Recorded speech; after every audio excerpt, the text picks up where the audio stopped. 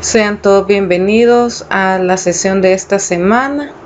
Vamos a comenzar con la agenda de hoy, que es la bienvenida, el desarrollo del tema, la asignación de la tarea y el cierre. La cita del día: convierte siempre una situación negativa en una positiva. Y los medios por los que se envía esta clase es por Classroom, el sitio web que aparece acá y los grupos de WhatsApp. Vamos a continuar con el tema de los microprocesadores, que lo iniciamos la semana pasada y esta semana lo vamos a concluir. Continuando con este tema, hoy vamos a ver parte de los procesadores más recientes de Intel. Después de los Core 2 Duo para el 2008 y parte del 2009 se lanzó los Intel iCore 3, iCore 5 e iCore 7, que son una familia de procesadores de 4 núcleos de la arquitectura Intel x86 x64, que por cierto esta tarea ya la investigaron la semana pasada, en qué consistían estas arquitecturas de microprocesadores, cuyas velocidades van desde los 1.6 GHz hasta los 2.66 GHz para portátiles y bastante caros. Para PC de escritorios van desde los 2.93 GHz hasta los 3.46 GHz. Su fabricación es en 32 nanómetros, que equivale a un menor consumo y un menor calor generado como principal característica.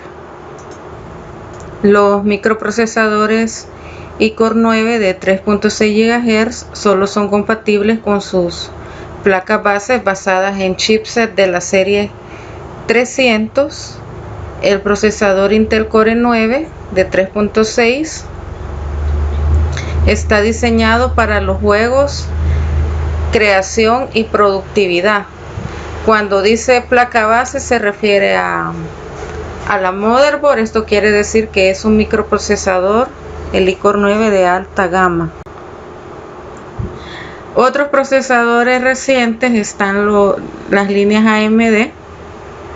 Por ejemplo, el AMD Phenom fue el nombre dado por Advanced Micro Devices AMD a la primera generación de procesadores de 3 y 4 núcleos. Los AMD Phenom 2 y Athlon 2 es el nombre dado por AMD a una familia de microprocesadores o CPUs multinúcleo, también llamados multicore. Una de las ventajas del paso de los 65 nanómetros a los 45 nanómetros es que permitió aumentar la cantidad de caché a nivel 3, que también esos conceptos se investigaron la semana pasada. Uno de los componentes importantes que tiene que llevar nuestro microprocesador es un disipador de calor, que con el aumento de la cantidad de transistores integrados en un procesador, el consumo de energía se ha elevado a niveles en los cuales la disipación calórica natural del mismo no es suficiente para mantener temperaturas aceptables y que no se dañe el material semiconductor, de manera que se hizo necesario el uso de mecanismos de enfriamiento forzado. Esto es la utilización de disipadores de calor. La refrigeración líquida, que es muy usada en las PC actuales de alta gama, las PC gamer, consiste en extraer el calor de los componentes de un ordenador. Si no es así, muchos de los componentes dejarían de funcionar porque se queman o se apagaría el ordenador. En caso de ser una placa moderna, a diferencia de la refrigeración por aire, usa agua como transmisor de calor. Las ventajas de la refrigeración por agua en vez de por aire incluyen el mayor calor específico, densidad y conductividad térmica, de forma que el agua puede transmitir el calor a gran distancia con mucho menos flujo volumétrico, a diferencia de temperatura. La pasta térmica, también llamada silicona térmica o masilla térmica o grasa térmica, es una sustancia que incrementa la conducción de calor entre las superficies de dos o más objetos que pueden ser irregulares y no hacen contacto directo. Ahí ya habíamos hablado en otras clases acerca de la pasta térmica, que es para que haya una mejor conducción de calor en el microprocesador y no se toca directamente lo que es el núcleo, porque se pone en la parte de arriba del encapsulado, que también vimos esa definición de encapsulado y cómo era el encapsulado, así que ahí es donde se coloca. Ahora vamos a ver comparación de microprocesadores actuales. ¿Para qué tipo de actividades nos pueden servir estos microprocesadores? Vamos a hablar acerca de los microprocesadores Intel Pentium, Celeron, AMD Ryzen 3.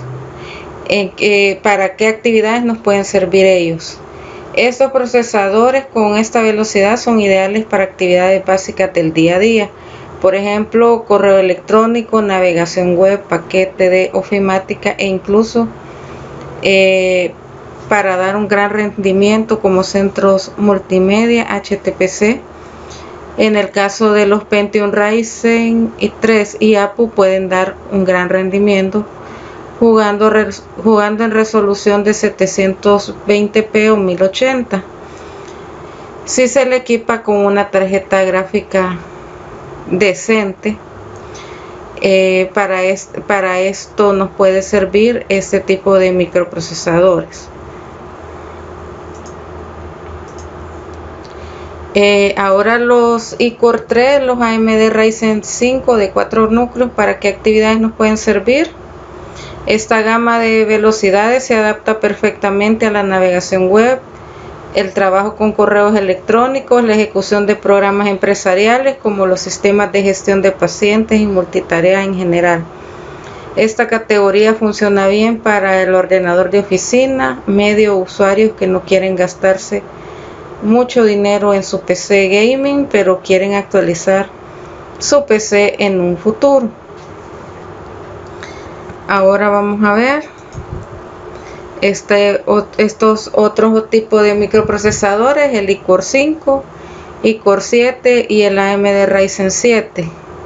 Estos nos van a funcionar en las actividades de plataforma mainstream. Son los topes de gama, o sea, gama alta. Si necesitas un equipo súper potente, ideal para jugar a máxima exigencia, trabajar con base de datos súper potentes y edición multimedia, entonces necesitarás tener un ordenador de alto rendimiento. Personalmente, los iCore 7 de octava generación y la serie AMD Ryzen 7 con un overclock de 3.8 o 4 GHz dan un buen rendimiento para jugar y trabajar. Y hoy en día que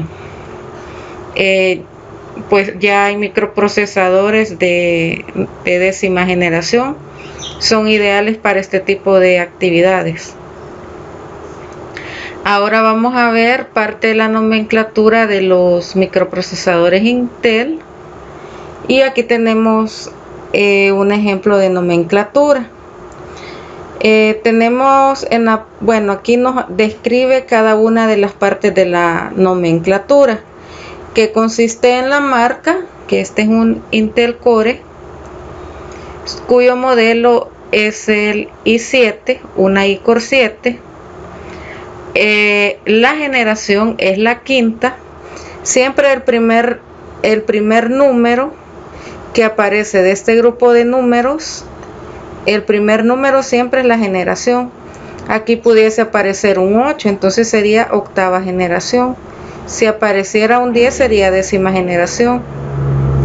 Este es el submodelo, que son los 3 números que le siguen a la generación, el sufijo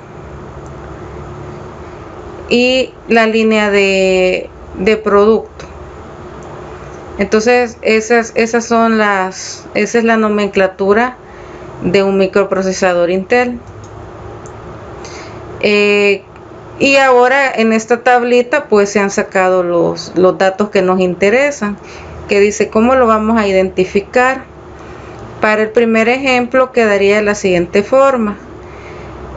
Aquí el modelo es la iCore 7, aquí escribimos iCore 7, la generación es la quinta, se pone el número 5, el submodelo es el 775 y en esta parte se pone la línea de producto o sufijo, que es la letra C.